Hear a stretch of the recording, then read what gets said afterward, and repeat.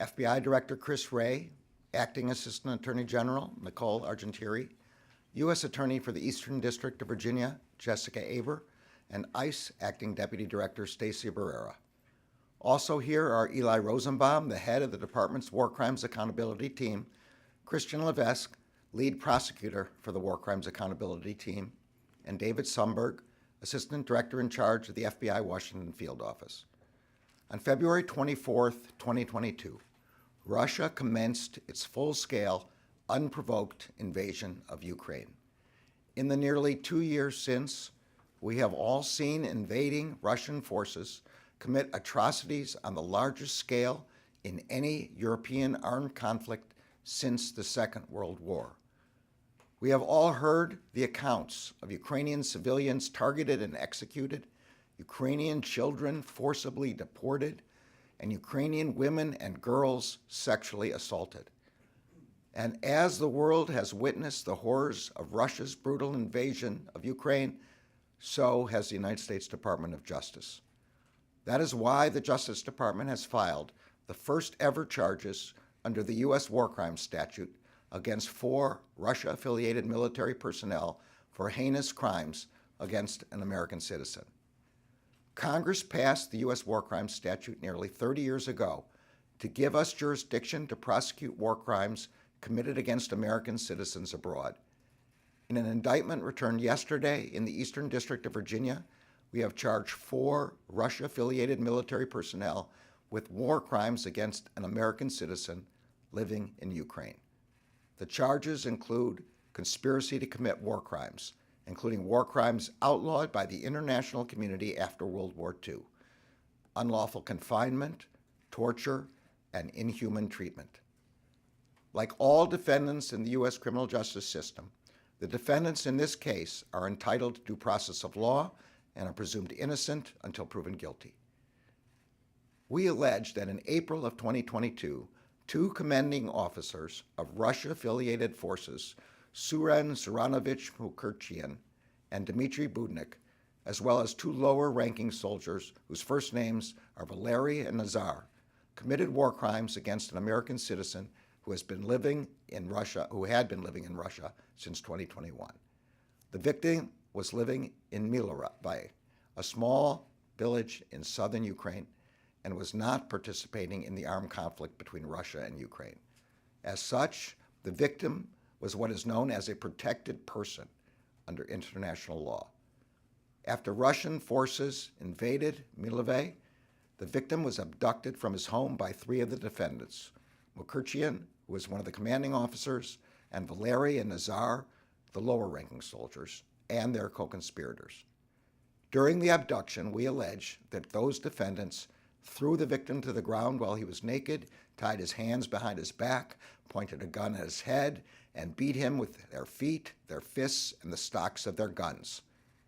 We allege that they forced him into a building that Russia-affiliated forces were using as a jail and into a closet that they were using as a jail cell. We allege that as they interrogated him, they tortured him. They beat him again with a gun. They punched him in his chest and stomach. They threatened to shoot him. They stripped off his clothes and took pictures. One of their conspirators threatened to sexually assault him. And during the interrogation, when the victim's answers did not satisfy the defendants, we allege that Budnik, who was also a commanding officer, threatened the victim with death and asked for his last words. We allege that Nazar and other conspirators then took the victim outside. There, they forced him to the ground, put a gun to the back of his head. The victim believed he was about to be killed. They moved the gun just before pulling the trigger, and the bullet went just past his head. After the mock execution, the victim was beaten and interrogated again. At one point, he was told through an interpreter that he was, quote, going to sleep. And he was told by Mukherjian, quote, good night, leading the victim to believe again that he was about to be killed.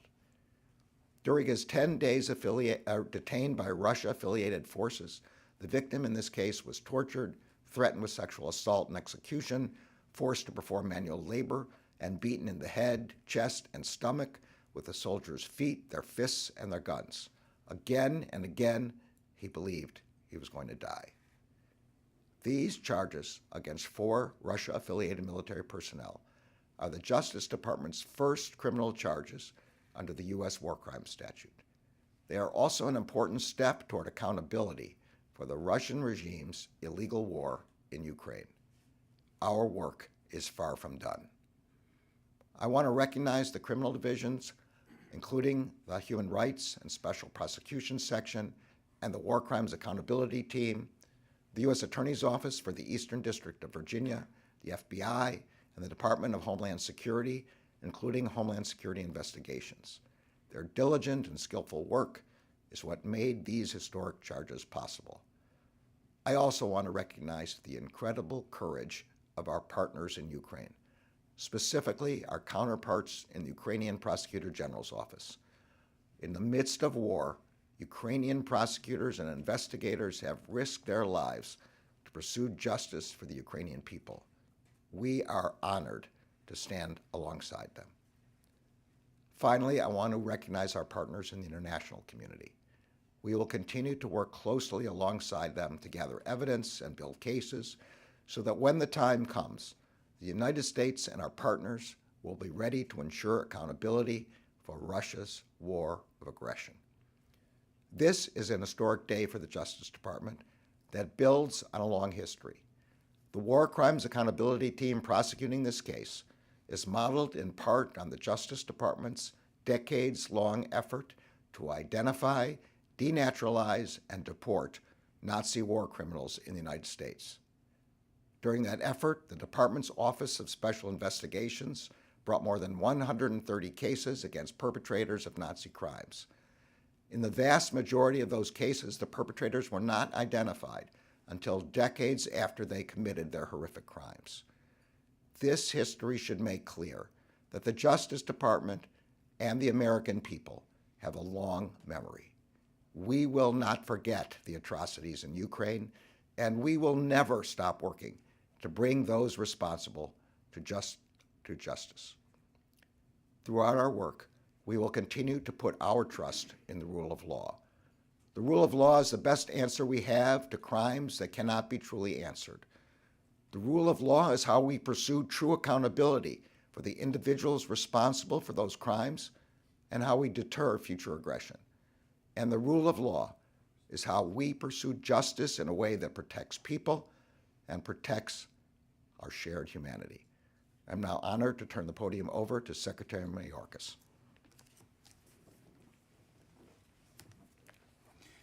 Thank you very much, Attorney General Garland.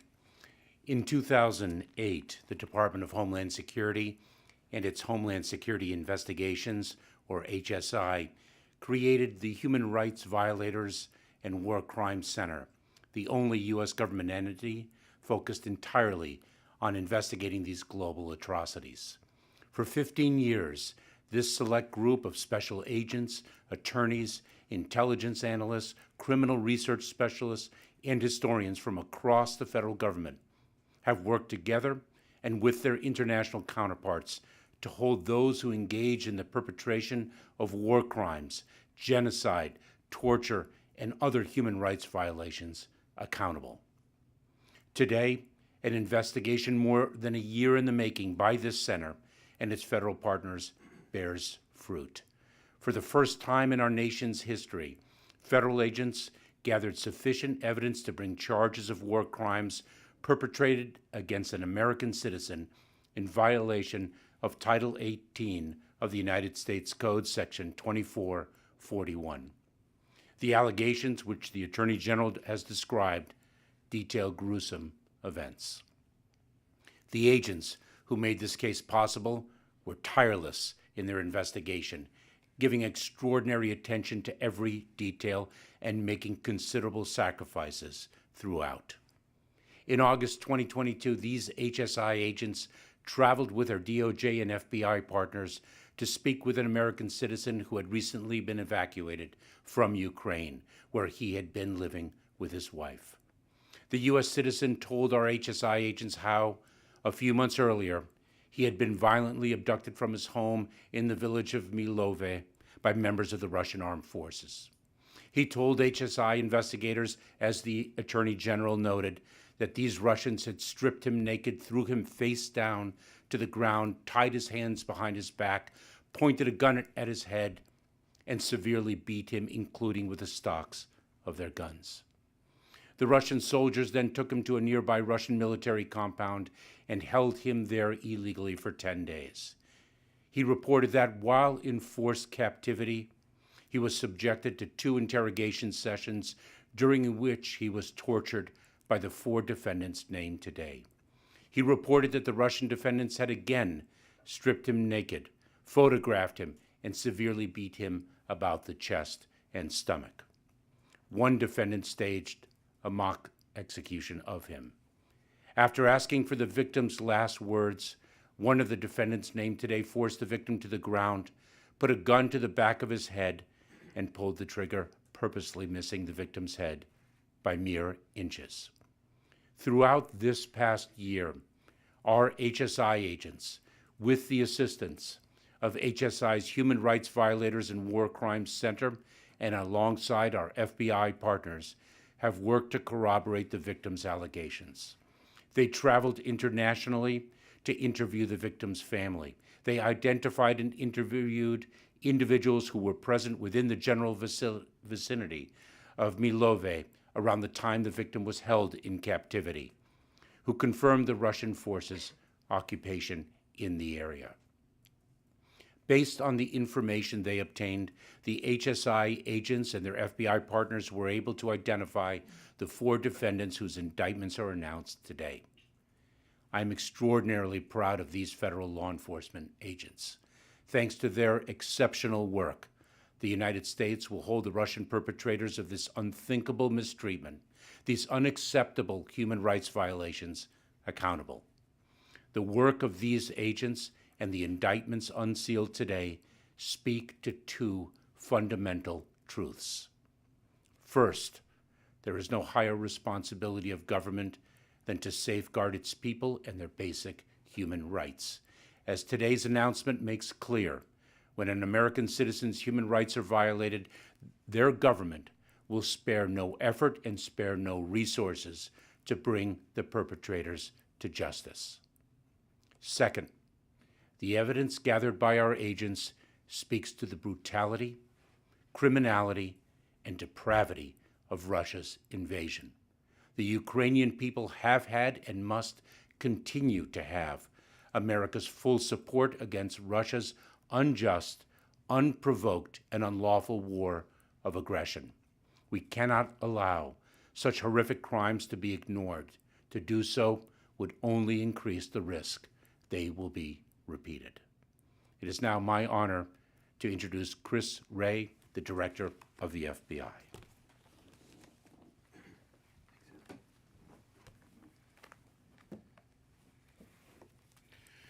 Thanks, Ali. Good morning, everyone.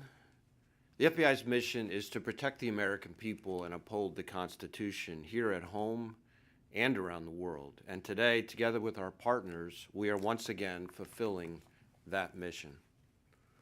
The charges unsealed just a few minutes ago reveal absolutely unconscionable crimes, including unlawful confinement, torture, and other inhumane acts committed against one of our own citizens by 4 individuals affiliated with the Russian military. That American, like so many others, became a victim of Russia's unprovoked invasion of Ukraine, which continues to wreak unimaginable tragedy on the region. Caught in the crossfire of a war he had no part in, this American was tormented for days at the hands of these defendants. And today's indictment demonstrates our commitment to our mission and our resolve to seek justice for all Americans, even amidst the fog of war.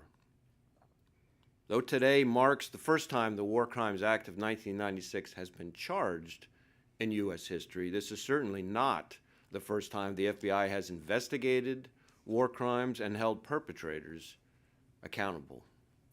Cases like this one are among the most complex the FBI works, but bringing them is essential to deterring crimes like these and showing would-be perpetrators that no one is above the law and that war crimes will not go unpunished. I want to thank all the men and women of the FBI who supported this investigation, including those in our Washington field office, the International Human Rights Unit within our Criminal Investigative Division at FBI headquarters, our legal attaché offices in Kyiv, Warsaw, and Moscow, and our victim services personnel. They have all played crucial roles in this investigation. The charges we're announcing today would not have been possible without our valued partners, both within the U.S. government and our allies overseas.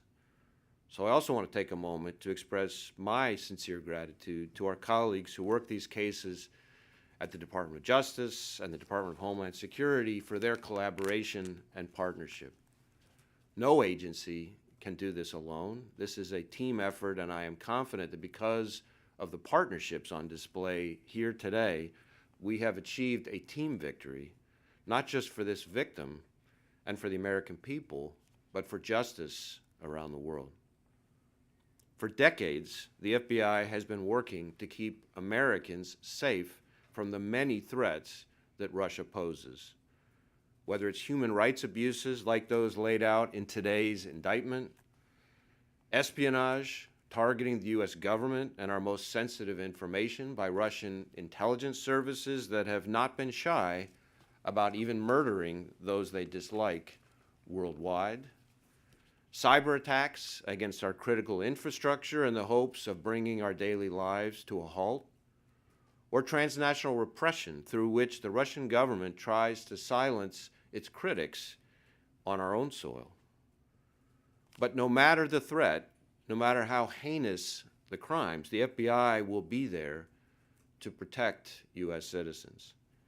And as you can see from today's announcement, we will work relentlessly to bring criminals to justice, no matter how long or how far that work may take us. Thank you. And now I'll turn it over to Assistant Attorney General Nicole Argentieri.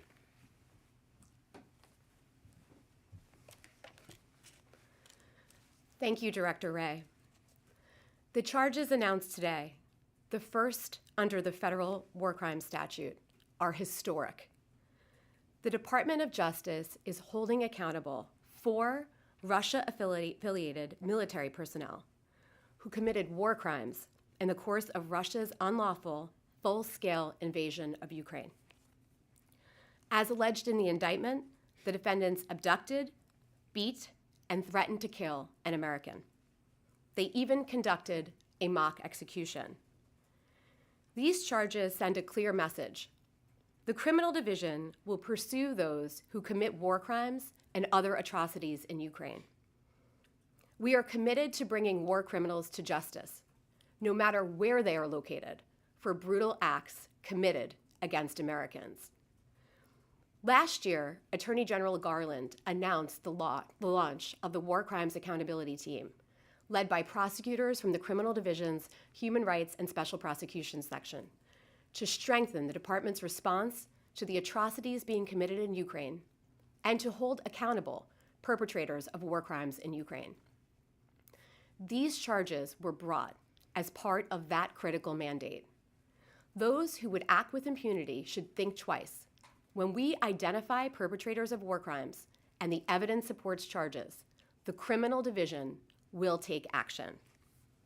This case is the result of the strong collaboration between our War Crimes Accountability Team, the U.S. Attorney's Office for the Eastern District of Virginia, and our key law enforcement partners, FBI and Homeland Security Investigations.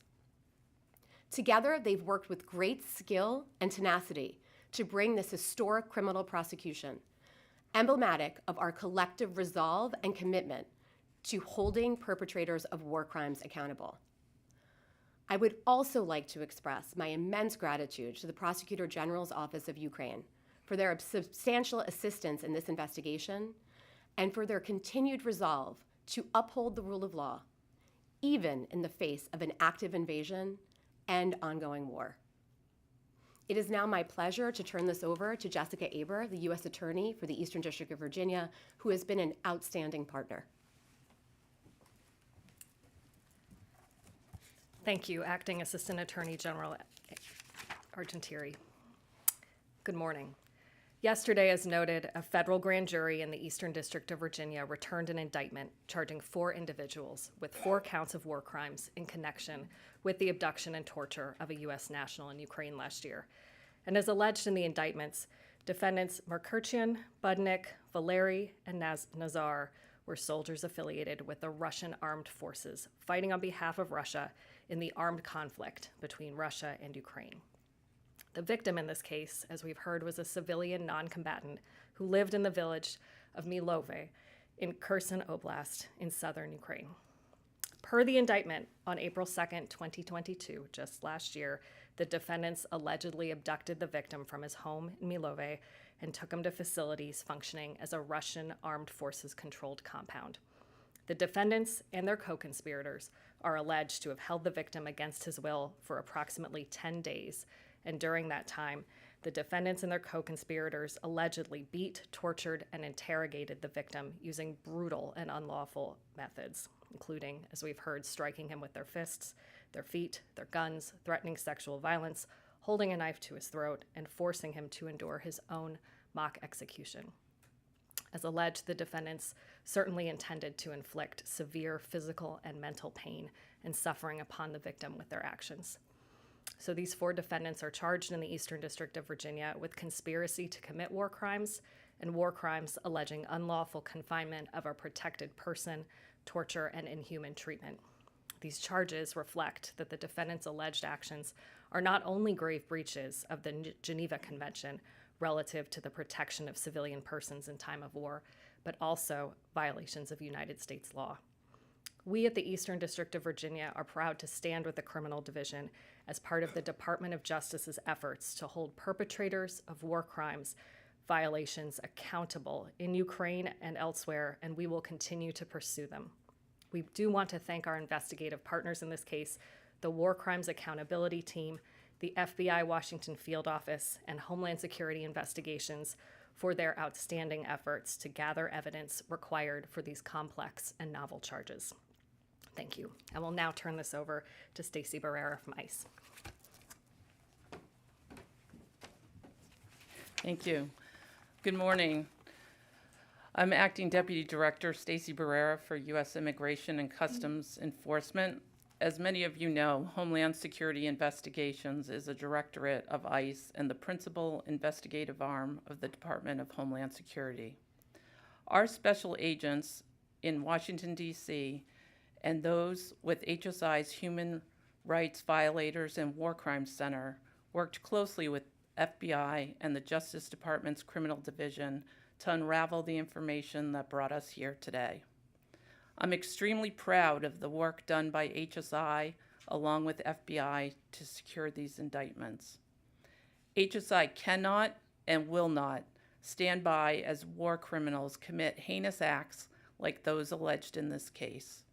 Our agency will continue to do what it takes, and that means everything within our extensive legal authorities and investigative capabilities to find and prosecute people who terrorize innocent victims under the pretext of war. We will continue to hold war criminals accountable by putting them behind bars. We're committed to making an example of criminals who violate international and U.S. laws, just as we are doing in this case, to prevent others from going down the same path. With that said, I'd like to extend my most sincere thanks to the FBI and the Department of Justice for their partnership, to Secretary Mayorkas for his unwavering support of HSI and ICE, and all the hardworking HSI personnel who have put in hundreds of hours piecing this case together. Thank you. I'll take questions. Two questions, one on topic, one slightly off. How many more of these can we expect? You said, I think, during your visit to Ukraine earlier this year that you were investigating a number of cases. Should we expect anything more in the coming months? And then I'll follow So I can't get into too many details, but this is our first, and you should expect more, yes. On an unrelated topic, the Speaker of the House yesterday, in announcing the release of video taken from January 6th, said that he had blurred some of the faces because he was concerned that the Justice Department and the FBI would prosecute individuals potentially. Do you think that was an appropriate thing for him to say, and do you have any response? Look, the Justice Department only prosecutes those people we believe commit crimes. I am extremely proud of the men and women of the department who are working every day to hold accountable those who committed crimes on January 6th. They will continue to do so. Do you think it's inappropriate, though, for a constitutional officer such as the Speaker of the House to essentially say that he didn't want the identities of people shown so that they couldn't be prosecuted? All I can speak for is this constitutional officer, and that is we will prosecute people who commit crimes. Next question, David Scott. First for you, Attorney General Garland, then for Director Wray. This is your first war crimes charge. You said there would be more. Where are you on war crimes relating to Hamas? Look, so Hamas murdered and more than 30 Americans and kidnapped more during their terrorist attack on October 7th. We are investigating those heinous crimes, and we will hold those people accountable. For Director Wray, if I may ask, sir, slightly off topic but relating to security, you talked about 702 and FISA yesterday. Speaker Johnson, as Glenn mentioned, Speaker Johnson announced that it would not be continued as part of the NDAA. What does the Department of Justice do? What does the FBI do now that you're really up against the clock here of December 31st? Well, I'll start, and then I'll turn it over to the director. Look, every morning I get a all threats briefing along with the FBI and the National Security Division, intelligence community. Much of that briefing comes from information derived from Section 702. If we don't have 702, we will not be able to protect the American people, particularly in light of what happened on October 7th and the ensuing increase in the threat tempo. I'll let the director say more. So I'm not going to comment here on the sort of particularities of the legislative process itself, but what I will say is the whole point of Section 702 is to protect Americans from foreign threats. And 702 is indispensable in our ability to protect Americans from foreign terrorism, foreign cyber attacks, foreign hostile intelligence operations. And the idea that we would let an indispensable tool like that lapse, or frankly amend it in a way that gutted its effectiveness, in my view, would be a grave mistake. And I fear that we would all live to regret it. Last question, here. General Garland, hopefully the victim in this case is doing okay in regarding to the allegations of torture. Any evidence that senior officials at the Kremlin were aware of or directed the military officials in Russia to do this kind of activity, and does the American law allow for the prosecution of heads of state? All right, I'm going to let our acting assistant attorney general, who's in charge of the war crimes accountability team, answer that question. Nicole.